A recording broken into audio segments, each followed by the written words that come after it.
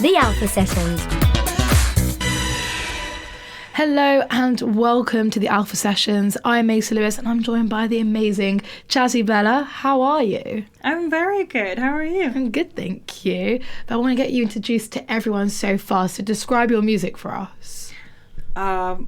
I don't do well with that question just because I've been jumping between so many different types of sounds.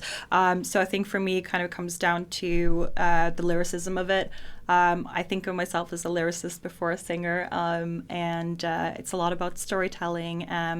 But as of lately, we've been kind of leaning into a little bit more 80s influenced synth pop as well as funk pop. But I'm sure that's going to change quite soon because we've got a project coming out in a few months' time, which is more towards the folk direction, which is obviously very different. You have all your different eras. Yeah. I'm going through the eras very quickly. Yeah. It's like eras on steroids.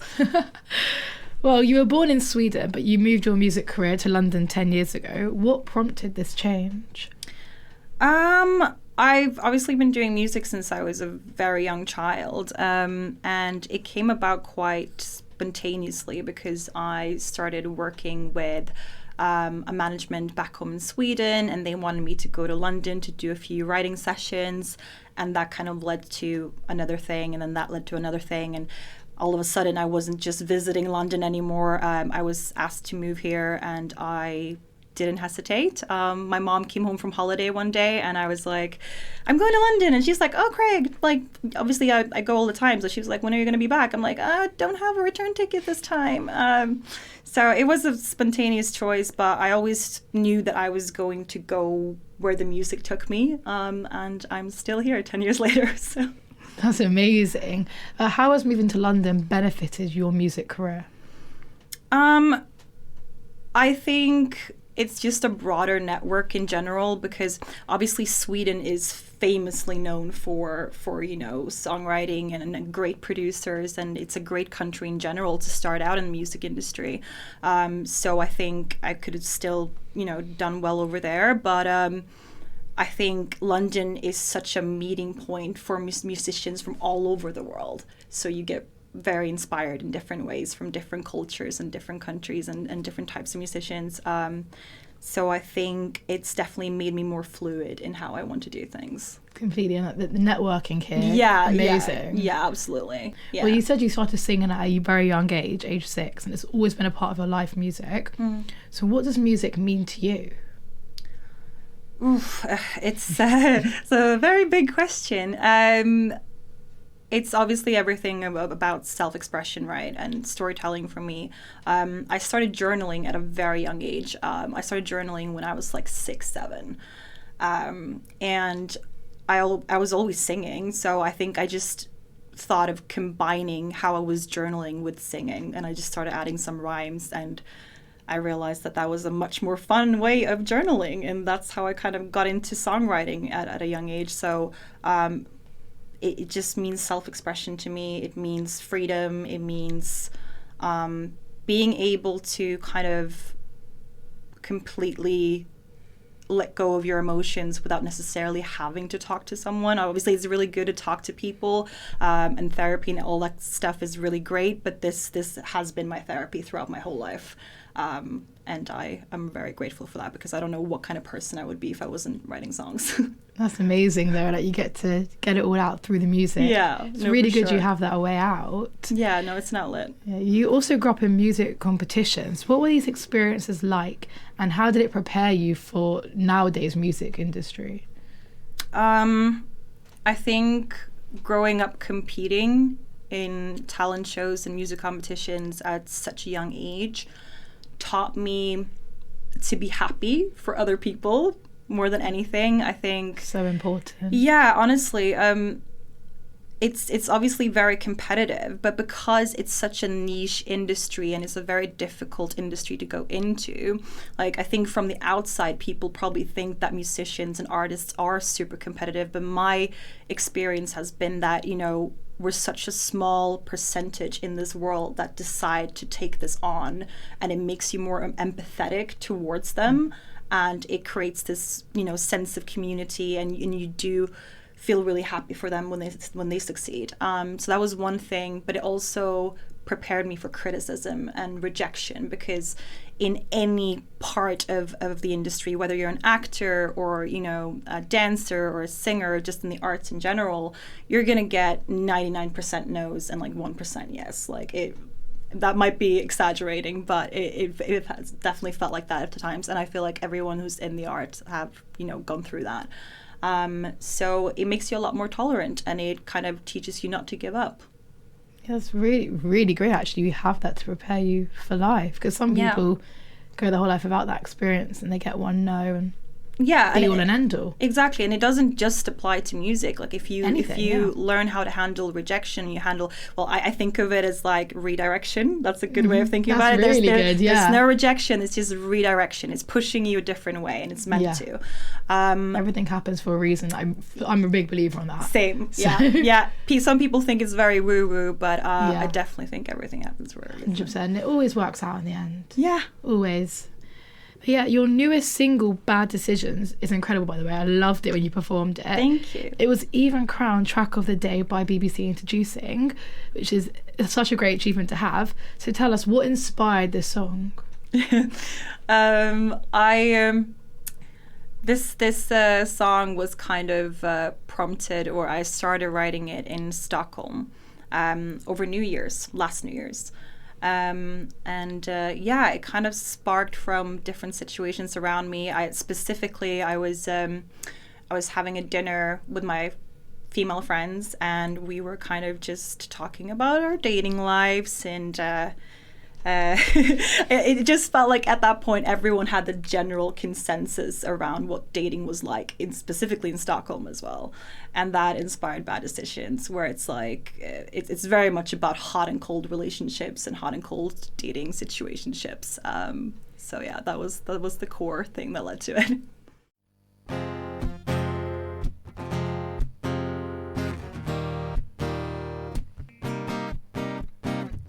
I hate the start, 'cause it always makes the rest look weak.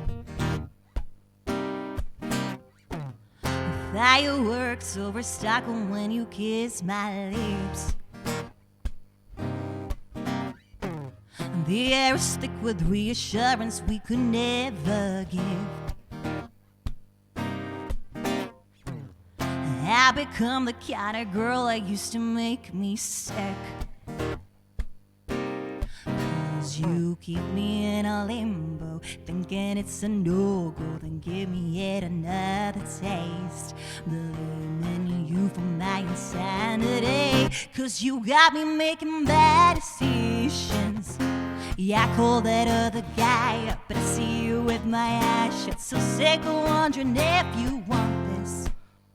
So I pick out of a line, babe, doesn't till I forget your name. It's a sin to waste my company, you know it should be more than this. Oh, but you got me making bad decisions. Oh yeah, 'cause I can have you tonight.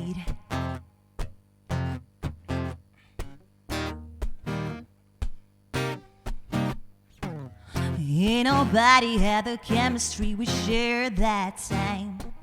No, there's not a room or bar or stairway we did not steam up. I'm politely not and staying present, never felt this tough.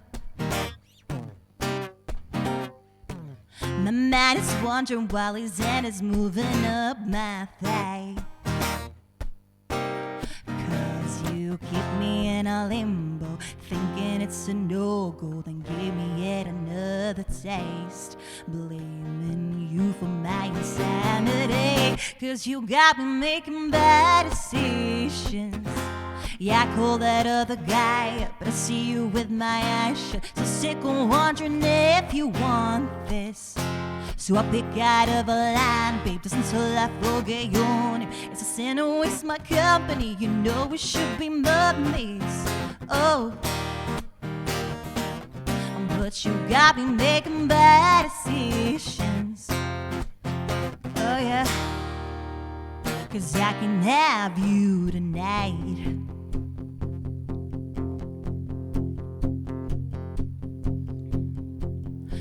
me one thing, just give me one thing to hold on to. And I'll be good, babe, I'll be so good, babe, but it's up to you. I could walk home alone, or I'll keep making bad decisions. Yeah, I call that other guy up, but I see you with my eyes shut. So sick of wondering if you want this. So I'll pick out of a line, babe, that's until I forget your name. It's a sin to waste my company, you know it should be more than this. Oh, but you got me making bad decisions. Oh yeah, 'cause I can have you tonight. The Alpha Sessions. On the lyric video, I noticed you had a hidden message with letters highlighted in pink. Okay. Yeah, I want. Going down this route. You've done your research. Okay. I got the receipts. So the message reads, "The best night he never had." Why did you choose to include this? I so did not come prepared to answer this. It's okay, we can move on if you yeah, I mean, it's exactly what it says.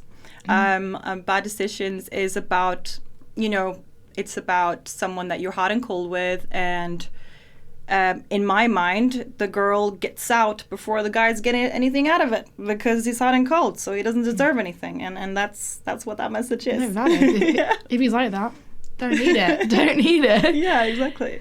But that reminds me, though, one of the biggest inspirations, Taylor Swift, who's also my favourite, she also has hidden messages in her songs. So does she inspire you to do this with yours? Yeah, so when I was younger and I bought my first Taylor Swift CDs, she would always have these capital letters in her lyrics in the booklets. Yeah. And that would be Even now, she does it still. Yeah. Thank you, Amy, for example. Yeah. And she's still kind of doing it here and there. And that was my favorite thing to decipher. Like, I love a mystery. I love figuring things out. I love puzzles.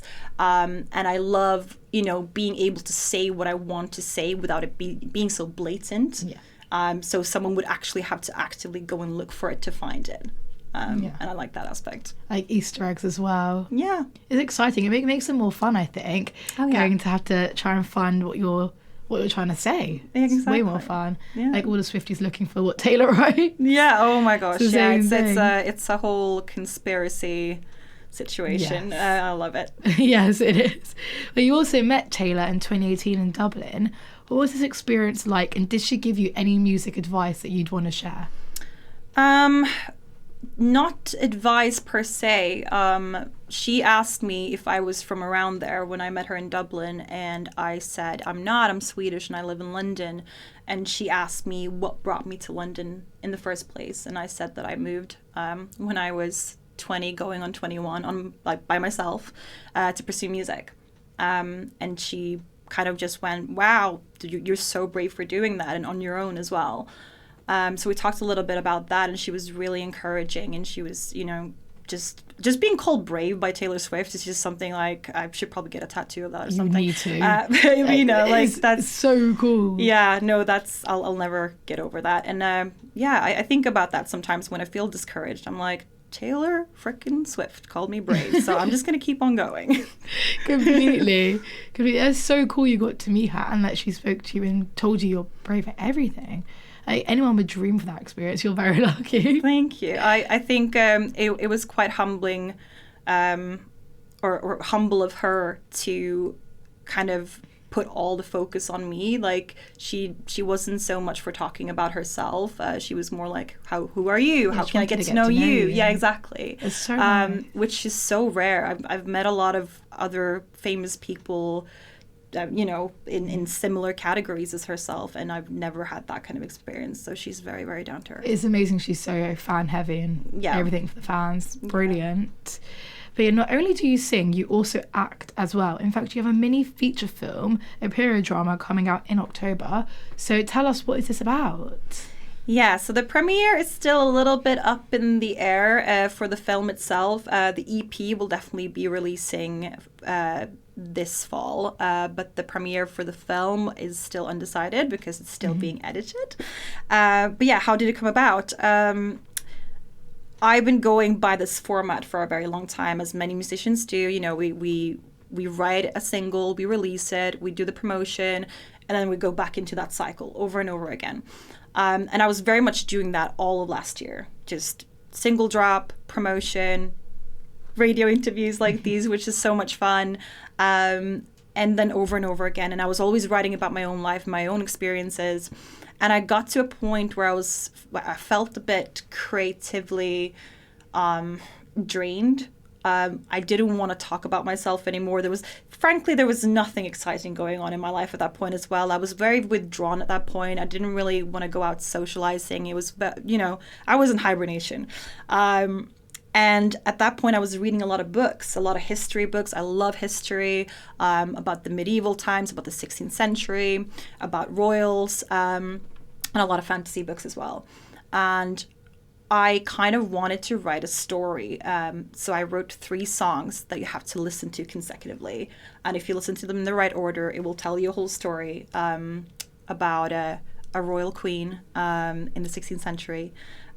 She's very much inspired. Her character is kind of loosely based on Mary Queen of Scots. But there's other elements from other queens from that time as well. But it was very much for myself.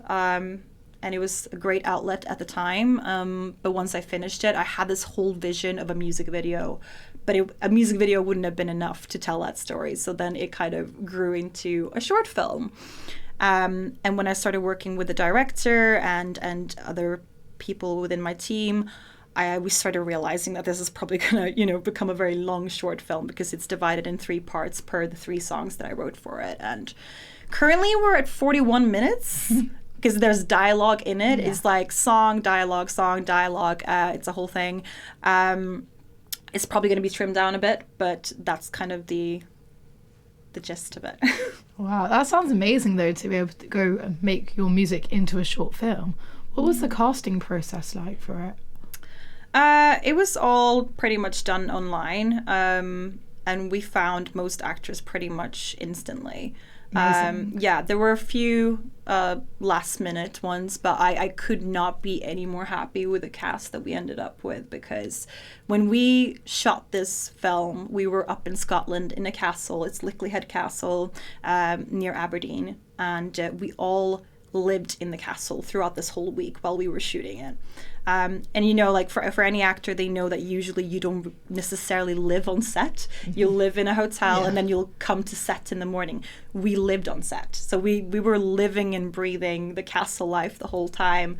And we were getting to know each other in ways that you probably wouldn't normally if you were kind of living apart.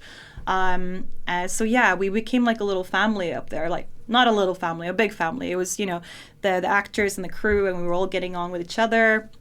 And we had some amazing rap nights up there as well around the bonfire. It was honestly a memory for life. And people did come up to me towards the end of this journey, and they were like, "This is the most fun I've ever had filming," which was like the biggest compliment I could ever receive. It was an amazing experience. That sounds incredible. It's like a massive sleepover. It really was. I was joking at the time. I was like, this is like Big Brother, but in a castle. Yeah, literally. It was so much fun. That sounds amazing. Yeah. So what was the best part about that whole experience then? Honestly, it has to be getting to know everyone. I've obviously been in the music industry for a long time, but I think as a musician, it can get a bit lonesome, especially if you're a solo artist. It'd be different if you're in a band or something like that. But I'm very new to the acting industry, and living with those people and working with them and learning from them because I'm so new to it. It was priceless, and it felt like such a community, and I'm not really used to that because as a solo artist, like I said, it can be quite lonesome. So doing that experience with other people, it wasn't just me, it was me and my big family. It has to be that. That's really cute. I love the fact you made a little family out of that. Yeah, no. Like friends for life as well. Absolutely, yeah. Reunion in a year's time. Yeah, well, we'll have a reunion way before that. Yeah, every month. That'd be a lot. But no. Yeah. But we do have a photo shoot coming up soon that we're going to do together. And then obviously everyone will reunite for the premiere as well. So... yeah, that's really exciting. Yeah. Well, one of the songs in that film is Promise. Is that the first, second, or third song? That is the first song. So it sets the scene. Yeah, it really sets the scene and tells the whole story of how the king and queen met as children and such. Oh. So yeah. Wow. So did you always know you were going to start it that way, or was there any other idea that you drifted away from? No, I was really inspired by how Mary Queen of Scots kind of was betrothed to Francis or Francois from a really young age, and they got to know each other from a really young age. So it wasn't a case of her showing up in France when she was 16 and then she had to get married to someone she didn't know. They were already friends, and I think that was an important story to tell.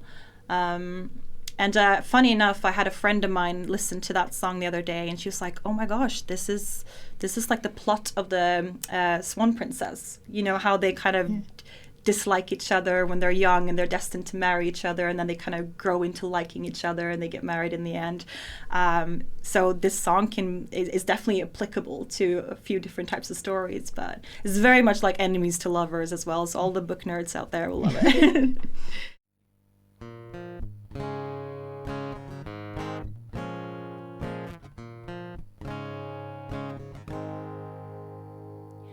Every summer, every June, I was brought to play with you in the gardens behind the walls, back when we thought they'd never fall. Bruised my leg, fell from the tree. I hated you for teasing me. Your golden hair and missing teeth plucked a rose for me in apology. Forced to dance, 1, 2, 3. Roll my eyes, you stepped on my feet. 10 years since you sent to greet your chosen fate next to me. Well, oh my, you turn around, catching me, blinking twice, with your eyes always this full of stars. Let me up to stick his weed, tumble down in our teens. Did you can't believe I'm back in your arms? And I was promised to your crown, but that's not where we are. There's something new by which we're bound. Now I'm promised to your heart.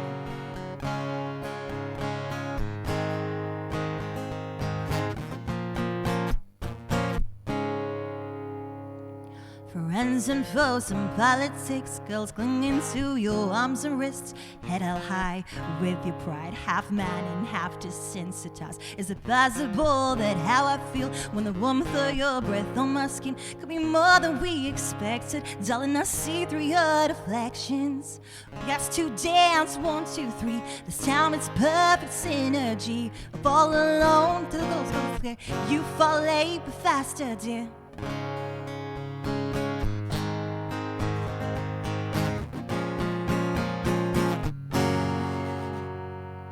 Well, oh my, you gonna rule when you lock me up like a lovesick fool. If you touch me now, there's no going back. You see the words and I believe we're more than a convenient deal. Don't let it be something I misread, 'cause I was promised to your crown, but that's not where we are. There's something new by which we're bound. Now I'm promised to your heart.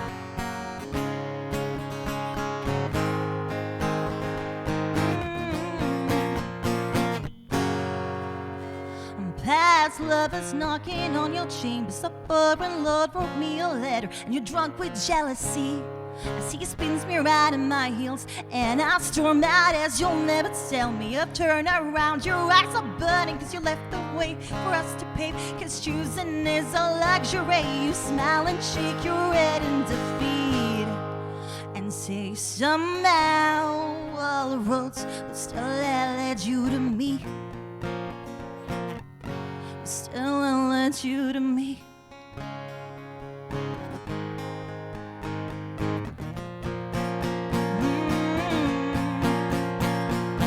Well, oh my, where the music starts. All these years to get to this part. You said pretend it's just you and I. Conviction in your every word. You'll stand by me through joy and hurt. Tonight that will me make you mine. But I was promised to your ground, but that's not where we are. There's something new by which we're bound. Now I'm promised to your heart. To your heart. To your heart.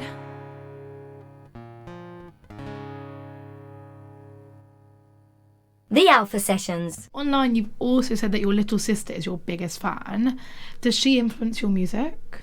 Does she influence my music? I mean, she influences my music in the way where if I write something or if I need an opinion, honest opinion, whether it be good or bad, she's the first one I would go to. So she's the first person who will listen to your song then? Yeah, most of the time, yeah. And I know she's going to give it to me, like, honestly. Yeah, if she doesn't like it, she will straight up tell me. That's better, though. But yeah, I know. You'd rather be honest and say, absolutely. It's great, and it needs a bit of tweaking. Yeah, there's no sugarcoating. But luckily, I've been lucky. She likes most of the stuff that I do, and she's always so proud of me. She's so encouraging. Yeah, I love her to bits. That's brilliant. Yeah. So is she at all your gigs then? Well, she's back in Sweden. Oh, okay. She's home in the north of Sweden, so very, very far away. But hopefully she can come for the headlining concert that we'll be doing with this film project next year. So that would be great. That's amazing. So is the concert only in London, or is it like touring? So that specific headliner, the way we kind of created that's only going to be a one-time big concert, but there are definitely plans on touring next year. Oh, perfect. So where would you tour, like ideal locations? It would be through all the bigger cities in the UK, but I would very much love to go back home to Sweden as well and do some gigs in Stockholm and maybe even the north, and kind of return to where it all started for me. It'd be like a full circle moment. It'd be really nice. Yeah, no, I would love that. So the plans are in process then? Yeah. Touring. Yeah. Oh, exciting. This whole year has been planning and working in the background, and I feel like some of my listeners were like, they were so used to the consistency of my singles coming out like every other month, and then I just kind of disappeared for several months, and they were like, what is she doing? And then I would post random pictures from a castle up in Scotland, and they were like, what is going on? So yeah, shocking everyone. I'm excited to share it for sure. Yeah, it's amazing. We can't ignore the fact that you're also a self-taught artist. Tell us the positives and the negatives of being self-taught. I'm a self-taught writer and singer. But I think the writing aspect is probably the most important bit. Because I wouldn't be a musician if it wasn't for the writing aspect. If I was only singing, I probably just wouldn't be doing music as much. So for me, I think being self-taught obviously means that you're not very actively influenced by what people want you to do or whatever folder people think you belong in, and you get to kind of create that narrative for yourself. I think it's more of a limitless environment when you kind of teach yourself. Not to say that there's not much to learn from other people, and I have learned a lot from other people throughout the process. But for me, creating music is a very internal process. And I wouldn't want to mess with that too much, because that would kill my joy for what I'm doing in the first place. So yeah, that's probably it. Fair enough. Don't know how to answer that any better. That was amazing. But you've also got a vocal coach now, don't you? Yeah, so I do have a vocal coach who I work with on and off, but that's mainly to do with if I have to do any bigger performances or if I have to spend an extensive amount of time in the studio. But obviously the past year now, I've been very much in the background working on the film. So there's been less performances, unfortunately. I was quite unlucky in the way that I caught whooping cough this year. Which has apparently been on the rise in the UK. So guys, make sure you're vaccinated. So I caught whooping cough apparently I had it when I was really young, and then you build immunity, so you don't need a shot until 15 years later, which I didn't have. So I caught it, and I had this most horrendous cough for like 3 months straight or 4 months straight, which meant I couldn't perform over the summer, which was really difficult because we had a lot of gigs and things planned in. But I actually had the whooping cough while I was filming up in Scotland. So it had gone past the period where I wasn't contagious anymore, but I was coughing like crazy throughout the whole shooting process in Scotland. So I would do a scene, then I would run into a room and cough, go back and do a scene, run away and cough, and people were like, she sounds like she's absolutely about to die. But I knew like we had to nail this shoot. Like it was a one-off. Like if we don't get it right now, like it's obviously a very expensive affair, so I don't want to waste people's time or anything. So it was very intense. Gosh, it sounds intense, but you got it done, which is a good thing. Yeah. And I'm sure there's no coughing in the shoot. I hope not. Let's hope the editing will see. I was reading up on whooping cough, and apparently like the sickness or the disease itself is from around the 16th century. So I was like, Full circle moment. Yeah, I know, right? Because the story is meant to take place in the 16th century. So I was like, I mean, it is quite authentic. Yeah. It fits the script, but we don't want it to properly fit the script. Yeah, no, not entirely. But yeah, so your vocal coach, how have they benefited you musically? I think, you know what, like, I think when people look at vocal coaching, they think more about, like, techniques and stuff like that. And I think what a vocal coach has been able to help me more so with is stuff like anxiety and stage fright. Those are things that they help you a lot with. And, you know, how can I stand? How can I utilize my body to feel more relaxed and less tense and stressed and such? And I think that's probably where it's affected me the most, because I still get stage fright, especially if there's been long periods of time where I haven't performed in a long time. And obviously, like this year, I barely performed at all. So now I can feel the jitters again. So, yeah. Mm-hmm. It's really good you've got them to help you along the way as well. Yeah. When's your next gig? My next gig is probably going to be after the EP announcement, so it's probably not going to be until mid-October time. Okay, so that's still near enough. So yeah, they're building you back up. Yeah, we're getting back in here. there. Yeah, that's really great. I've had a long rest. No, I wouldn't say it's a rest. You've been shooting. Well, a type of rest. It's going to be great. Well, your songs tell stories, as we know. And you've got a song that's coming out in January, which is more country themed, called 3 Words and 8 Letters. What is this song about? Yeah, so that song is most likely going to be part of a personal EP that will come out next year, separately of the film project. So that song was a very spontaneous song for me.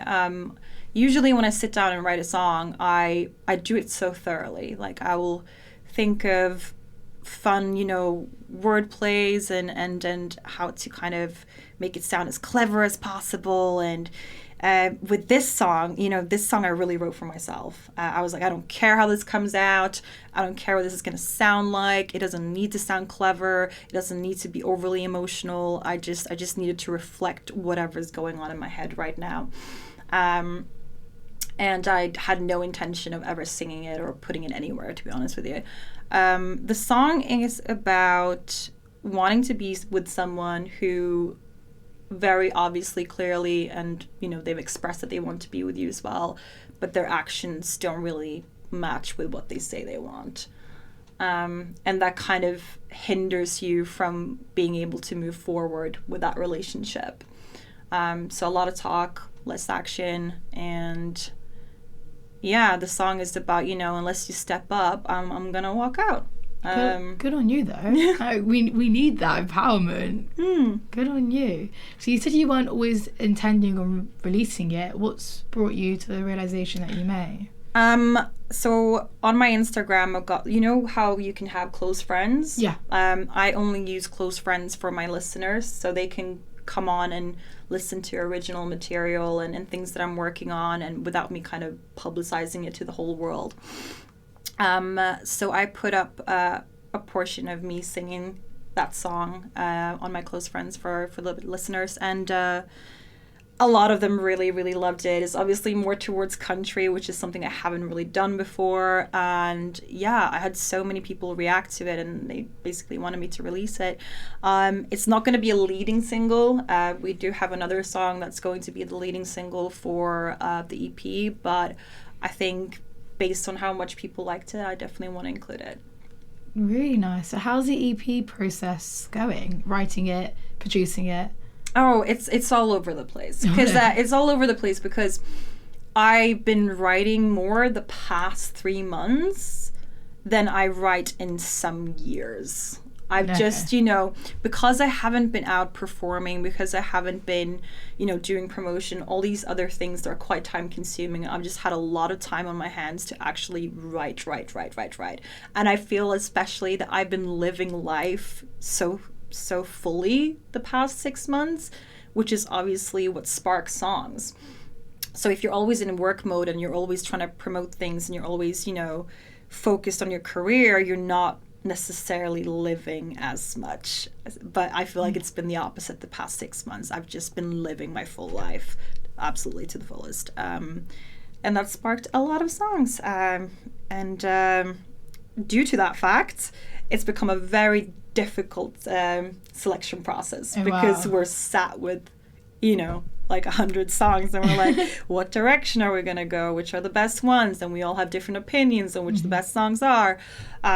So it's going to be very difficult to kind of drill that down to. You could always save some of the songs for a future EP or an album. Yeah, you think that, but whenever you get to the next album or the next EP, those songs will feel so outdated to you. You won't feel as emotionally connected with them. I think a lot of artists feel that way. Like, you do want to release things that you're going to go and perform them in the next few months and you're still gonna have some kind of connection to them. I still have songs that I love that I wrote like 3-4 years ago, but it doesn't connect with me anymore. I was a different person then. It might be about something that I just don't care about anymore. Especially if it's like a sad song about a boy that I liked, and then that's someone now that I look at, I'm like, ugh, like, why did I like them to begin with? I don't want to sing about that person. So that's kind of the difficulty. So I do need to pick the ones that I'm the most connected with currently, and obviously the ones that are, sound the best as well. Yeah, it's just very difficult. It's like you're picking between all your favorite babies. That makes a lot of sense. I completely get that. So how many songs do you have to get the EP down to? Currently, it's an EP, it's not an album. An album will usually be a few more songs. But the personal EP that we're looking to release next year, I think we have to get down to about at least 7, maybe 8. From hundreds. Yeah. So it's really hard. It's a very small percentage of everything that I've done. But yeah, we'll get there eventually. Good luck with it. I'm sure it'll go on. I'm sure you'll pick the best 7 out of all of them, really. I hope so. I guess we'll just do a little deluxe version afterwards and add another few songs. Add a few more, then another deluxe after that. Yeah. Keep adding the deluxe. Yeah, just take a page out of Taylor's book. It'll be fine. Exactly. You can just follow what she's doing. Exactly. Well, where do you see yourself in 10 years' time? That's a terrifying question. I know. I don't know. I don't even know what I'm doing next year. No. I honestly, I'll be happy if I've just released as much music as possible. I want my discography to just be really, really big at that point. And I want to have toured a lot. I want to have performed a lot, and, worked harder on my little group of listeners that I have right now. It would be great if that had expanded by that point, because there's genuinely nothing that makes me happier than having people DM me and talk about my lyrics and talk about how they relate to it. It blows my mind. That makes me so happy. Having that on a bigger scale, I would be so fulfilled. I wouldn't need anything else. I can live in celibacy for the rest of my life with cats, and as long as I have that little group of people that want to talk music with me and feel inspired or affected by what I write, that is my key to happiness, honestly. That is amazing. Well, I wish you all the luck and success in the world for that. I'm sure it's going to happen. And hopefully closer than 10 years away. We hope so. But I know you're a big user of Instagram and TikTok and all the socials, really. So please tell us, what are your socials? How can we find you? So on most socials, it'll be jasi.bella. I'm mainly on Instagram. I'm trying to get with TikTok, and I have my faces, but I should definitely be using it a lot more. You use it lots anyway. I saw it. It's great. Your TikTok. Thank you. But I'd love to end the session by asking a question that I ask to everyone. So what advice would you give to aspiring artists? It might sound incredibly simple, but if you know in your heart that music is the one thing that you want to do, it's the one thing that's going to make you happy, and unless you don't do, like, if you don't do it, you're going to be miserable for the rest of your life. If that's something that you're entirely sure of, then giving up is not an option at any point. Because like we talked about it earlier on, you're going to meet a lot of rejection, you're going to meet a lot of criticism, and people are going to want to change you, and people are going to want to tell you that you're doing it wrong. And every time you fall down, you have to step up over and over again. You need to build that resilience, and you need to understand that that is a part of it. It's a huge part of it. Giving up is not an option, because if you do, you're going to be unhappy, and we can't have that.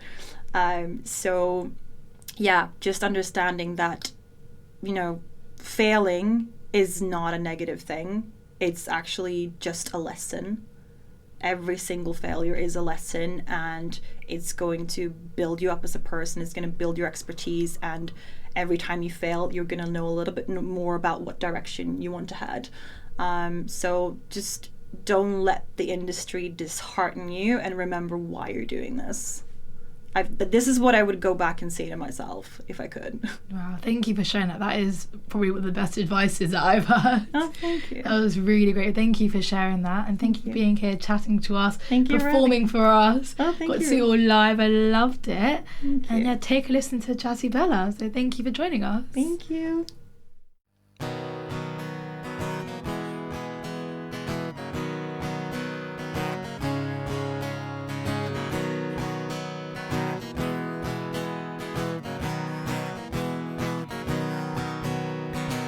I go from easy to deep in thought. If I laugh too much, I'll break my stitches. From wanting to leave to give it a shot, I'm good at filling gaps with wishful thinking. But baby, I've been loved before, and maybe that is how I know you're nothing but a one-man show.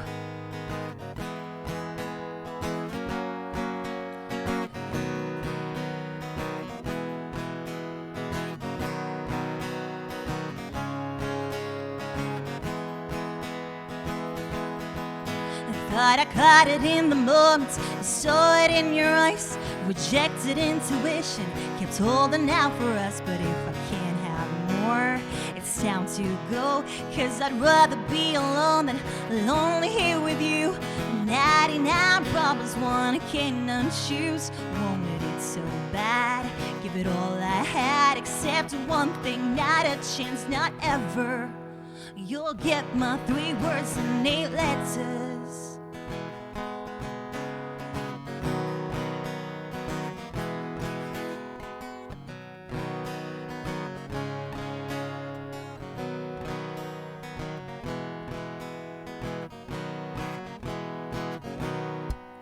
And I'm out of swerving suitors to left and right, while you got me begging for your bare minimum. Got under my skin, now I'm terrified. Waiting for you's gonna make me so numb.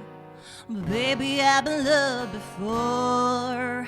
That's how I know you need to grow. If you ever wanna find my key,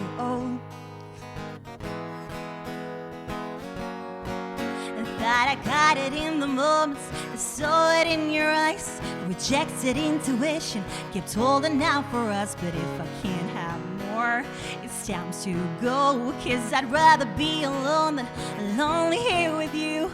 99 problems, one I cannot choose. Wanted it so bad, give it all I had, except one thing, not a chance, not ever. You'll get my 3 words in 8 letters.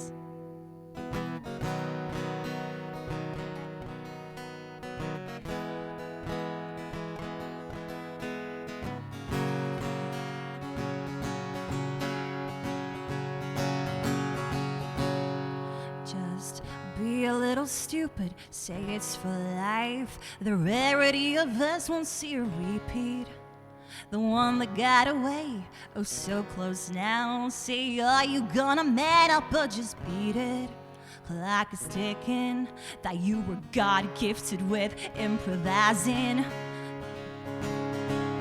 Thought I caught it in the moments, I saw it in your eyes. Rejected intuition, it's old enough for us. But if I can't have more, it's time to go, 'cause I'd rather be alone than lonely here with you.